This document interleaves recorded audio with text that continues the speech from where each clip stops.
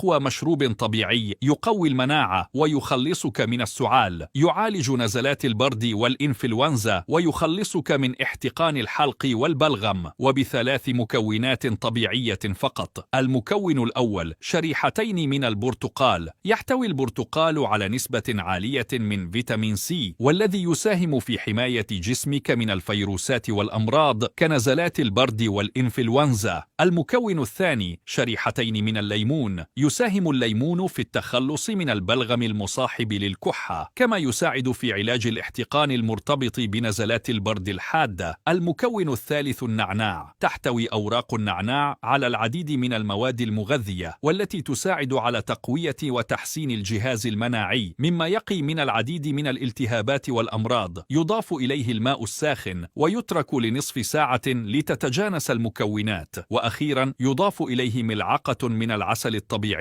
ينصح بشرب كوب دافئ من هذا المزيج صباحا على الريق